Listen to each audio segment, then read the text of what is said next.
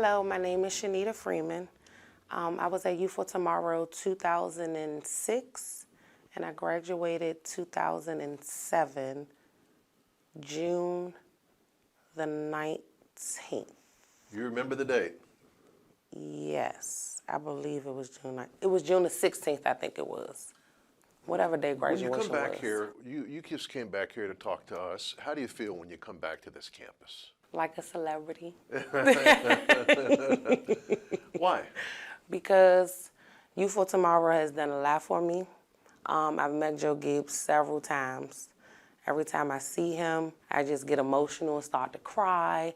And everybody here is like my family. The people that still here are family. So I call Dr. Jones, he's my dad. Mrs. Jones, she's grandma. The people that stick out, we're family, so. Your great success story. Take us back to where you grew up and let us know what brought you here to Youth for Tomorrow in the first place. It's starting to come already. So, I was born in Southeast DC. I'm the only child on my mom's side. She used to smoke back in the day.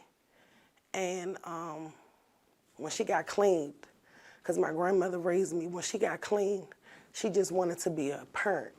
And at that point, I was very rebellious. And as my grandmother would say, I was smelling myself.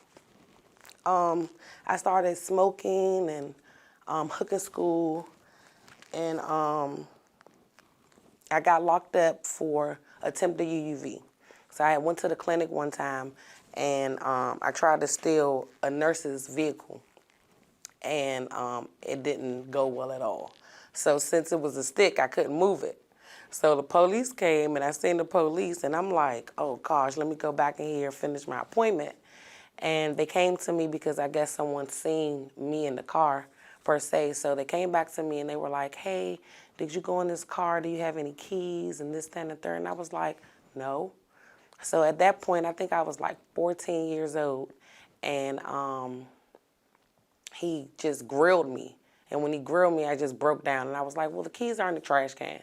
So that was a blessing. I did 2 months and 26 days at the New Oak Hill in D.C. for girls only. I left there. I was sent home. And I guess I was just trying to do what I needed to do to be home. But the relationship with me and my mother was still kind of broken. She was trying all that she could, but since I was rebellious, I didn't want to listen to her. It was all about my grandmother.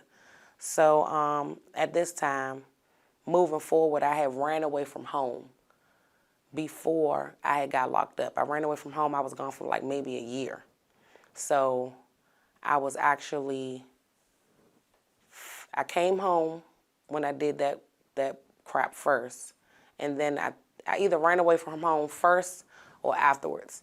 And I left for a year and about 6 months.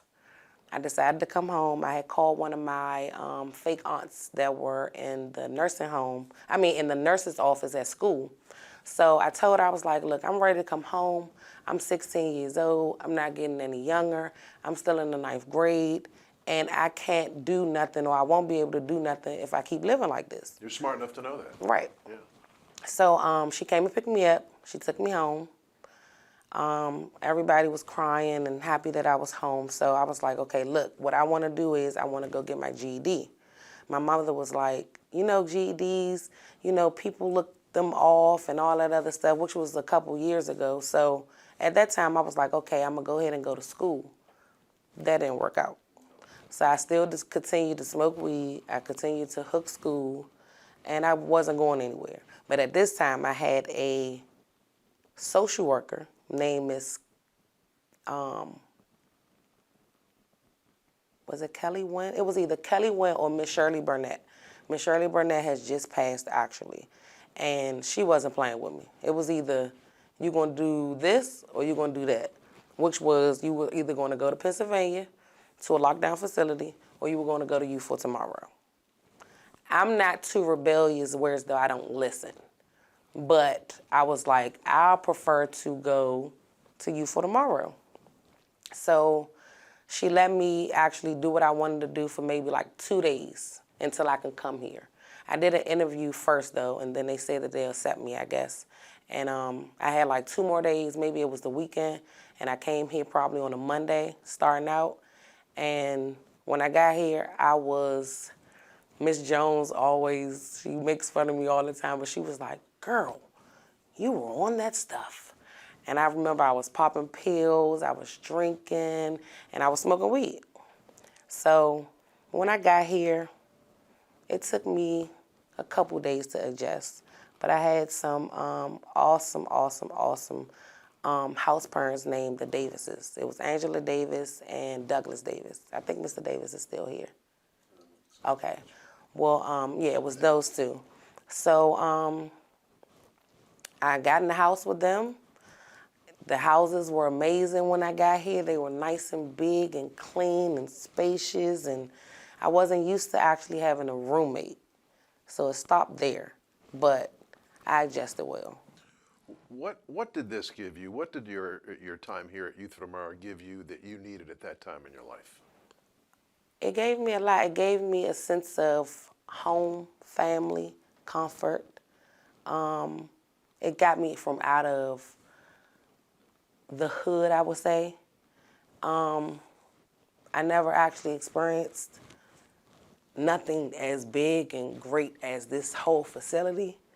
I had the school, I had the teachers, I had everything. I had everybody, I had food, I had everything. We had play dates and stuff like twice or 3 times a week. We went skating, we went to the bowling alley, we went shopping, we did grocery shopping, we did everything. And I then moved to independent living. So I was able to get a job off campus. I worked at Lowe's first, and then I went to Arby's. And before I got a job off campus, I was on campus. And everybody said I was getting too big, so they moved me from the cafeteria. So. Well, you've got a great story to tell, and why don't you let us know what you're doing now, because you have ironically gone into a field that you might have never thought you were going to be in when you were younger. So when I was young, I did want to be a judge, but I don't think that was for me. I did want to do social work to help kids that were my age that's like straight off, because the children now are just like, and they need people that they can actually relate to. So I did want to do that. But when I left here, I was able to go to UDC, University of District of Columbia. I have my associate's degree in law enforcement, and I also have my BA, which is my bachelor's degree in criminal justice. I just finished my BA last year in August, but of course they don't do graduations in August, so I had to wait till the summertime to graduate, and everything is virtual now due to the pandemic. So now what I do is I've been doing security since I've left. And then I was also doing daycare work, so I was like a teacher's aide, but I don't do that anymore. So I was always been doing security. I was like a SPO, a SO, and then now I work for DHS, Department of Homeland Security, but I'm a contractor. So I'm still trying to ease my way in to figure out exactly what I want to do, because I was going to do MPD, but I do make as much as them already. Right. So I just don't want to get content where I am. I just keep moving, and I need the benefits. That's great. And if you think about what you got out of Youth for Tomorrow, and you say you're relatable to a lot of the people that are here, what advice would you give someone who might find themselves in a similar position as you, where they're young and acting up and need someone to guide them? First of all, it takes the person to understand exactly what it is that they need. Because if you're not understanding that life and time is still ticking and passing you by, and you'll still be at a standstill when the world has continued on, then that's very important. So the only thing that I can say is work hard, be smart. We have a lot of friends that we get in trouble with, but they're never there when you're in trouble. And most of the people, they get away, and then you're the one that's caught.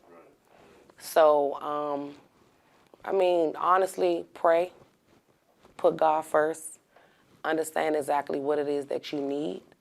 And then some people, because I feel like this was a blessing. I always had my grandmother, I always had people that were in my life to make me move forward and, bring me up in life. But sometimes people need that house, that parent, because if you don't know what it is to actually like go home and say, hey mom, I'm home, I got homework or this, that, and the third. If you don't have anybody that's actually standing on top of you, then sometimes we stray away, if that makes sense. It does. You mentioned the power of prayer, and this campus is built on godly principles, and I know that's part of the vision of Joe Gibbs. Was that something you grew into when you were here? How would you say, did you change spiritually while you were here? My grandmother has always kept me in church since I was younger. Of course, when you deal with the streets a little bit, you kind of stray away, because I had run away from home for like a year and 6 months, like I said. And it didn't do anything except for push me back to where I came from. God is my Lord and Savior, and I just try. At the end of the day, sometimes we mess up, but you got to pick yourself back up, and that's about it. I want to ask you about Gary Jones, Dr. Gary Jones. You asked me about him when you came in here, and what are your memories of him, and what does he mean to this place? So, Dr. Jones is the father of Youth for Tomorrow. He's the face. So everybody knows Joe Gibbs, okay, yeah, he might own it, or he comes through here and there, and he makes sure that the children, are good. We have our scholarships, we have a lot of things.